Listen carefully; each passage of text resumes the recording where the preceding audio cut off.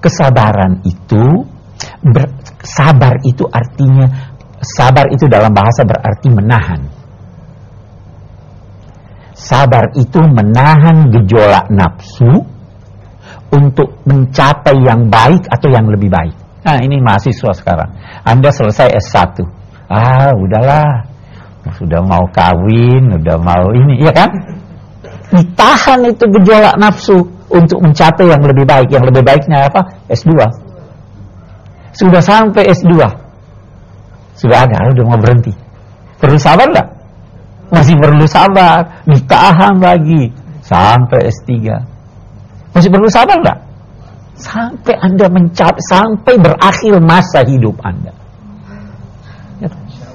Itu menuntut ilmu harus sampai minal mahdi ilallah. Itu. Jadi kalau Anda hanya beriman dan beramal saleh, itu boleh jadi hanya buat diri Anda.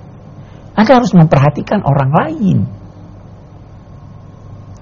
Memperhatikan, mengajar orang lain harus dengan kesabaran. Sabar itu dibutuhkan oleh orang yang kaya dan orang miskin, oleh orang yang pandai dan orang bodoh.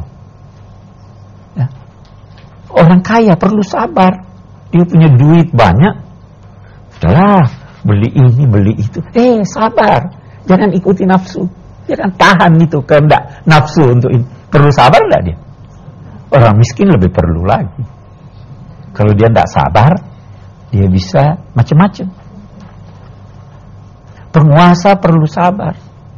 Sabar dalam ketaatan. Sabar itu. Udah deh, saya alhamdulillah udah salat 5 waktu, udahlah. Ya. Perlu sabar enggak untuk taat? Ada gejolak nafsu. Udahlah, habis maghrib udah selesai, alhamdulillah, assalamualaikum, enggak usah salat sunnah. Perlu sabar, tahan itu gejolak nafsu. Itu sabar. Jadi sabar adalah kebutuhan umat manusia. Sabar adalah kunci pencapaian segala kesuksesan. Itu sebabnya surah kita ini mengajarkan tawasau bil haqqi wa tawasau bis sabr.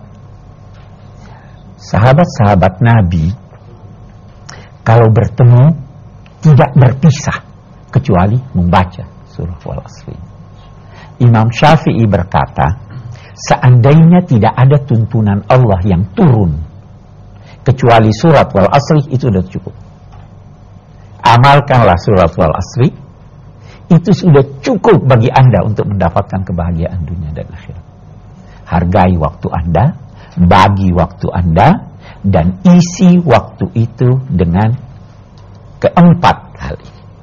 Baru seseorang itu terbebaskan dari aneka kerugian, kecelakaan, dan mencapai sukses dalam hidup ini, di dunia dan di akhirat. Saya kira itu surah Wal Asri yang sangat singkat ini, mari kita mendiskusikannya. Saya ingin bertanya tentang watawasau bil haq, watawasau bis sabr, saling berwasiat dalam kebaikan dan kesabaran. Bagaimanakah cara watawasau bil haq, watawasau bis sabr akan berhasil? Dalam arti bahwa kita mengingatkan teman kita dalam kebaikan itu, teman kita tidak tersinggung. Kemudian kita pun apa yang harus kita lakukan agar kita pun dengan mudah menerima wasiat dari teman kita. Terima kasih. Bagaimana supaya tidak tersinggung? Sebenarnya itu sudah diisyaratkan oleh kata wasiat. Wasiat itu kan kata-kata yang lemah lembut, yang bersinambung. Pilihlah kata-kata yang lemah lembut. Jangan berpesan, memerintah dan sebagainya dengan kalimat yang kasar. Hindari kata-kata yang menyinggung. Walaupun yang Anda hadapi itu seorang yang sangat bengis dan durhaka. Itu sebabnya Nabi Musa dipesan oleh Tuhan ketika menghadap Fir'aun itu apa? Wa qula lahu qawlan layyinan. Ucapkanlah kepadanya kalimat-kalimat yang lemah lembut.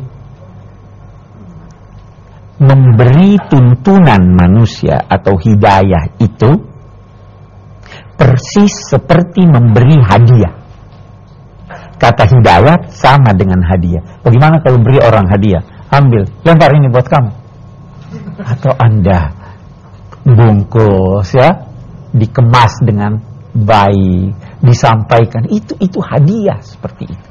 Sesuatu yang walaupun isinya biasa-biasa, tapi Anda serahkan dengan baik, itu akan diterima dengan baik.